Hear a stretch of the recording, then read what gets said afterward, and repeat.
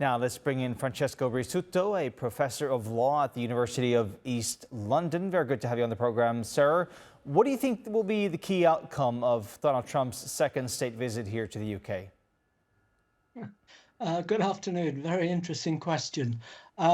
Well, quite clearly, the major outcome from the British side is the economic one, i.e. investment of 150 billion over the next 10 years, which will create 7,600 jobs, apparently. So that's good news. There will be strings attached because it means that we will be dependent on the United States. As far as the trade deal is concerned, well, we don't know what the outcome of the news conference is because it's going on as we speak, but the British is trying to angle to reduce the tariffs on steel and aluminium, but the Americans are not budging on that. And by the way, on trade and investment, what's agreed today may not actually happen tomorrow, because as we've discovered, Mr. Trump is not the most reliable individual when it comes to actually delivering on the deals he makes subsequently. We all know that. The other areas, of course, from a British point of view, that we're quite keen on is to get an American commitment to provide some kind of security guarantees, not troops on the ground. We know that's not going to happen. In the event there is eventually a peace treaty in the Ukraine, Mr. Trump is not really pushing Mr. Putin as hard as he can.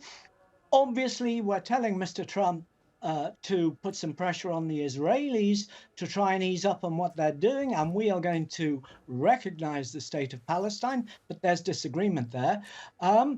And then, of course, we have the environment that's hardly been mentioned, and from our point of view, we don't really know what Trump is going to say, what his position is going to be on reform, the UK Reform Party, and Mr. Farage, who is also a good pal of Mr. Trump. So it's a mixed bag, really.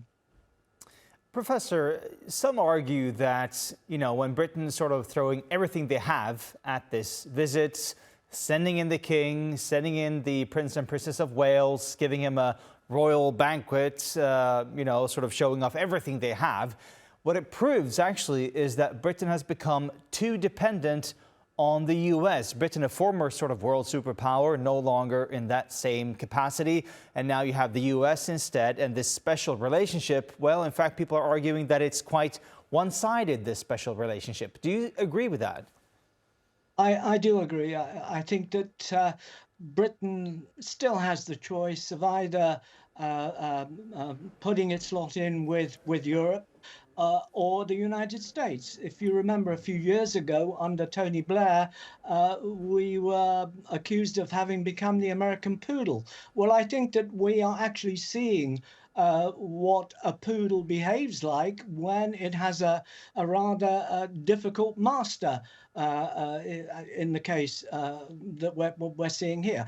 I think, frankly, if a country with the proud history that we have, and some of it rather dark history, has to resort to the kind of things that we've resorted to in order to deal with an American president who is frankly unpredictable and truly debatable in terms of his character. Well, I think that tells you the extent to which we have become supplicants in our relationship with the United States. All right, Professor Rizzuto, always good to get your analysis on the program. Thank you so much, sir. Pleasure.